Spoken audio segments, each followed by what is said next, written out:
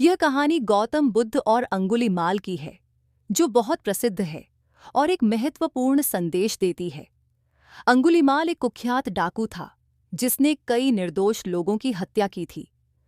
उसका असली नाम अहिंसक था, लेकिन उसने एक पागल मान्यता के तहत 999 लोगों की उंगलियां काटकर एक माला बना ली थी, जिसे वह अपने गले में पहनता था।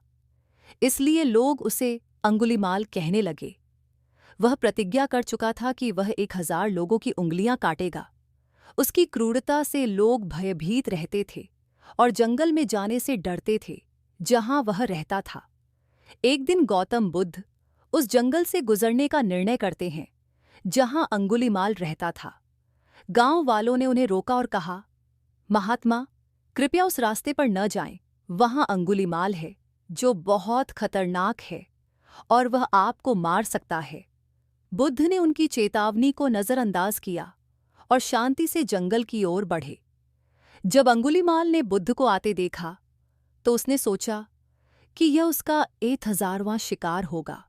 वह बुद्ध के पास आया और उन्हें मारने की धमकी दी। बुद्ध ने शांतिपूर्ण ढंग से कहा, मैं यहां तुम्हें रोकने के लिए नहीं, बल्कि तुम्हें सही मार्ग दिखाने के लिए आया हूं। अंगुलीमाल ने हंसते हुए कहा, तुम्हें पता नहीं कि मैं कौन हूं। मैं अंगुलीमाल हूं, जिसने 999 लोगों की जान ली है, और तुम मेरे 1000वें शिकार होगे।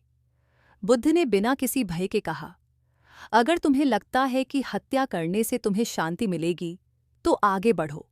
लेकिन पहले एक बात सोचो, क्या इस क्रूरता से तुम्हें कभी सच्ची शांति मिली है? अंगुलीमाल कुछ क्षणों के लिए चुप हो गया।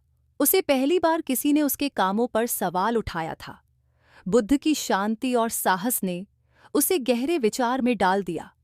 वह समझ गया कि उसने अब तक जो किया था, वह केवल दर्द और पीड़ा ही लाया था, न कि शांति।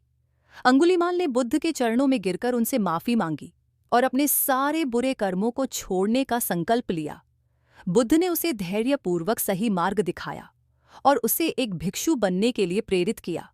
इस प्रकार अंगुलीमाल, जो कभी एक क्रूर हत्यारा था, बुद्ध की शिक्षा से एक शांत और साधु जीवन जीने वाला व्यक्ति बन गया।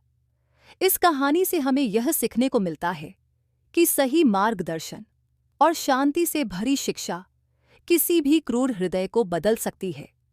सही समय पर सही मार्गदर्शन किसी भी इंसान के जीवन में बड़ा परिवर्तन ला सकता है।